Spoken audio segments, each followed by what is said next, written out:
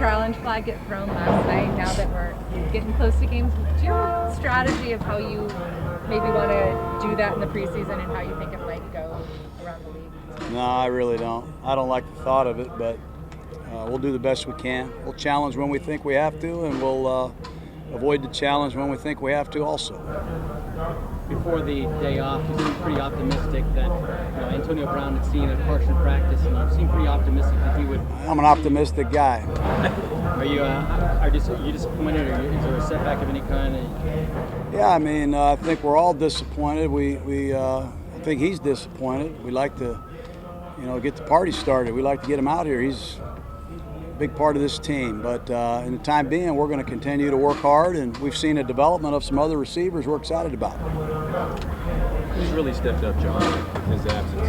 Well, Tyrell Williams has been very good here. I mean, he's made some big plays at multiple positions, and he's showed great stamina. So he's been outstanding. Darren Waller's been really good, really, really good. So we're really, really fired up to talk about those two guys. They've stood out the most, and we're starting to see others like Marcel Aitman make some plays. And my young friend from Arizona Cardinals is J.J. Nelson is starting to make some plays in many different situations. So that's good. And Derek has done a great job distributing the ball. Is it almost a blessing in disguise then? I mean, obviously you want Antonio out there, but if he's not there, then these other guys are getting. I'm not going to get into all that. I want the guy out here as soon as possible. I'd like him to never leave and stay in the huddle every play. But, life goes on. You got to continue to work. And other guys got to take advantage of these opportunities, and so far they have. Here's that most of your running backs are doing a nice job catching the ball in the backfield. How are they grading out in terms of blocking and assignments and stuff? Good. We had a great blitz period yesterday, and Alec Ingold from Wisconsin has really done an excellent job as a lead back and a pass protector. Josh Jacobs is picking it up. Not only who to block and how to block, he's really shown the excitement to block.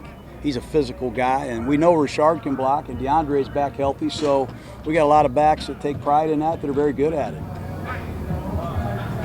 How would you assess the offensive line in the first part of camp here?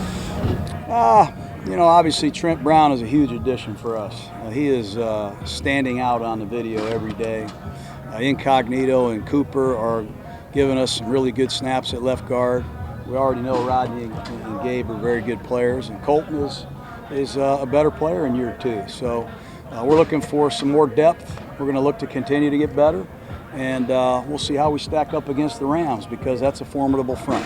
Jon, with Kolton, just give us some of the things that you see that is different about him this year. Kolton? Yeah. Well, number one, he understands the system.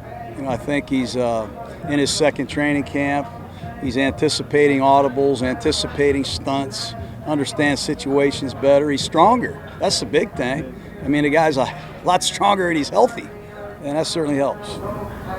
Those practices against the Rams next week, are they almost more valuable than the preseason game itself to you as a coach? Yeah, probably, because the starters will get a lot of work where they won't in the first preseason game. So we'll be able to see our young corners against some great receivers, and vice versa. And we'll see how we stack up against the NFC champion. It'll be a great challenge for us. Do you plan on using all your challenge flags? I had a nightmare last night. That guy was in my room. On preseason games, do you plan on throwing maybe more challenge flags than you would before to see? No, I don't foresee that. No. Every time you throw a challenge flag in the preseason game, the referees yell at you because they don't want you to do that. So, just kidding. But no, I'm not a big fan of the whole replay process. But we'll challenge plays that we think need to be challenged. When a guy like Max Crosby, who's shown a lot of effort here, are you seeing him learning quickly and being able to apply what you're teaching him as terms of development? Yeah, he's done great. He's the guy that really has gotten stronger. He really likes the training table in there and the 10 o'clock snack. And we've encouraged him to eat and take those supplements to get stronger and heavier, and he's done that. But, he can play left end, he can play right end. He has an incredible motor. He wins the gassers, too, at the end of practice. And that's a great ingredient to have, effort. And he's working on his repertoire. Brenson Buckner's a heck of a coach, and we're seeing some improvement. Mike Glennon was saying that he's in this system. He's got more freedom to get guys in the right place and that sort of thing that he's had in the past, and that he's working towards that. How have you seen his development? Yeah, pretty good. I think we talked about Nate Peterman the other day. I think Glennon is a good player. He has to have some freedom at the line of scrimmage because he's a pocket passer. He's not a guy that's going to run the read option and run around. So we let him, get to some plays when he sees advantage looks. But you got to earn the freedom. You got to prove that you can recognize, you can communicate, and you can execute. The more he does that, the more freedom he gets. But the last 2 days, he's played better. Went into your decision to bring in Jonathan Cooper at guard. How was he on your radar in general? I like Cooper coming out of college. He reminded me of Guy McIntyre. He was a 285-pound guard that could really move. He was an early draft pick. He's had some freak injuries. I know the guy that coached him last year in Washington.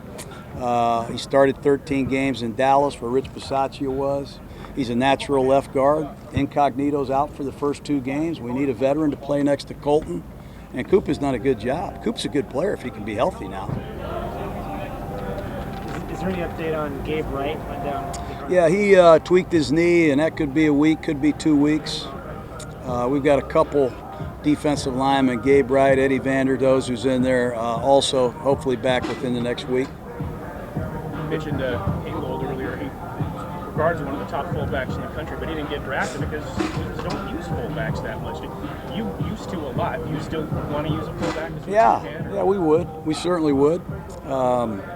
If you have a tight end that can block and you have a fullback that can block, you merit using that personnel grouping. But when you watch Josh Jacobs run, he is really good in a 2-back set. And when you have Trent Brown and Gabe Jackson on your right side, you got Incognito and a Pro Bowl center. The thought of handing the ball off repeatedly to a back that gets hot is exciting to us. But we got a lot to prove and earn before we can say we're going to commit to that.